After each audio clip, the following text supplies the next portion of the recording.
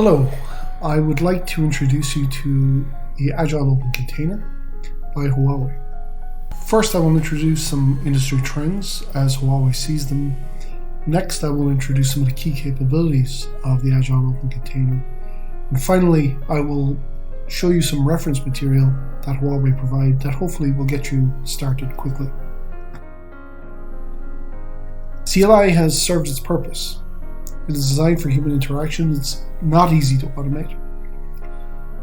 The interface can be context sensitive with lots of machine specific behavior, and errors can need human interpretation to decipher.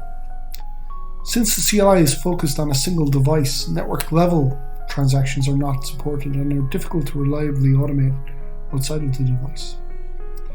What network operators want is a move to standardized machine-to-machine interfaces, configuration defined in a structured way based on a predefined schema, network transaction-based approach with simulation and dry run, and of course consistency verification.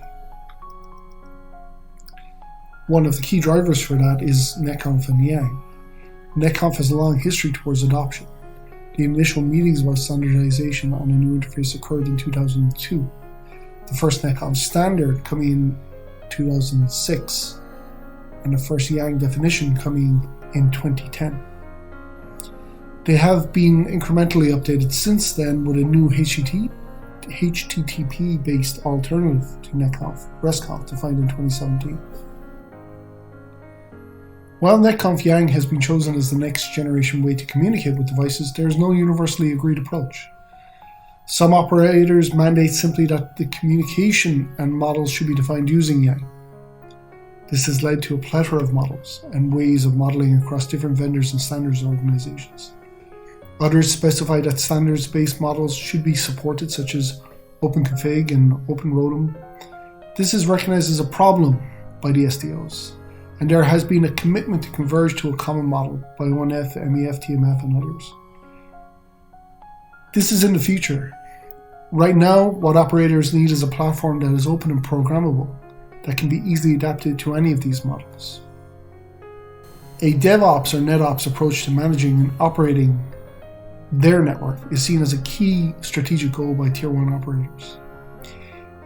In all cases, operators are looking to move from configuring and operating the network to programming and running the network. Move the planning and rollout of network changes from months and weeks to days and even minutes. Using a CI/CD approach to network changes, the goal is to remove the fear of network changes causing network outages, accelerating the velocity operators can respond to their customers' needs by continuously rolling out new and exciting services for their customers. Vodafone has stated their goal is to become a technology-driven company by 2025.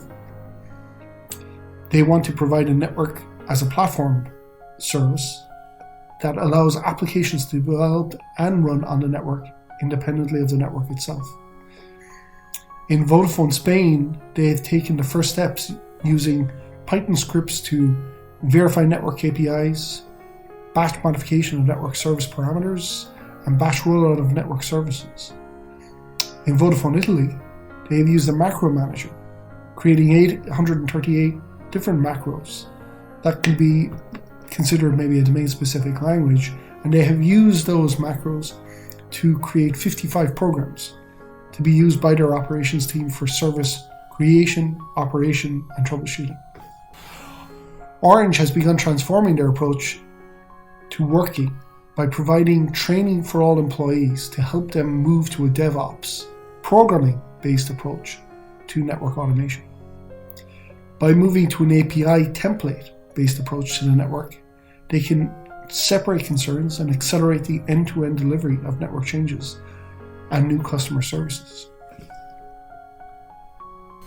The AOC platform architecture is divided into two major parts. The driver level, which specifies how the AOC will communicate with the third-party device, and the service package, which allows the adaptation to a service level API. NEs can be discovered and managed with pre-packaged drivers that contain the YANG models required to manage the device. Alternatively, NE driver packages can be created and loaded by the operator themselves. Once loaded, a device can be discovered and that device can be managed via the AOC UI or CLI, with the UI or CLI commands being auto-generated from the model. Current network element or network state can be used as the basis for a template with configuration that varies by the NE, marked as model parameters. Depending on how these model parameters need to be exposed on a northbound, these parameters can be simply added to a service YANG and mapped directly, or the northbound API can be specified independently in YANG, with any mediation being done using Jinja, or for more complex cases, using Python extensions to move more complex model manipulation. The first key capability that AOC enables is the fast on-site creation and customization of networks and network services. The current approach to development requires heavy vendor involvement, which can take months to complete. AOC enables operators to develop their own automation on-site, reducing time to less than a month. They can develop these things themselves. They don't need to contact the vendor and can do it all using the published models. The second key technology is the model-driven approach. Together with automated API generation, we believe this greatly simplifies network and service creation. The templated approach to configuration change, along with the easy map merge technology, greatly reduces the amount of code required to roll out new network changes, 70% less than our estimation.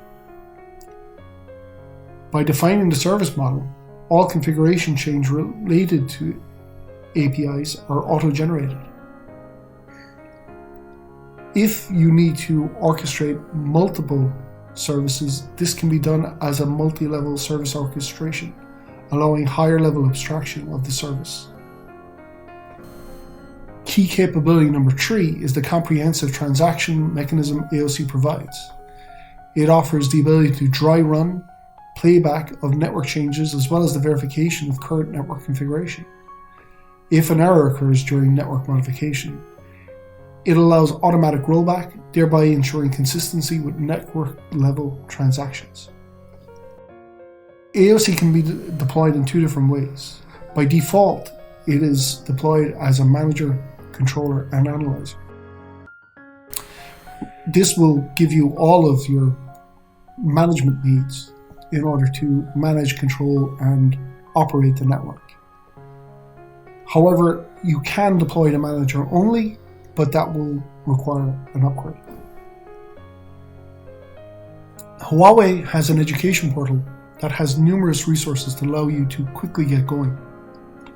A quick start guide that will get you going in minutes, some advanced tutorials that will help with driver or service creation, an API catalog so you can quickly find how to integrate with AOC, a developer forum where you can join our community and get answers quickly, and a download page where you can download some key software with lots of samples to get you going.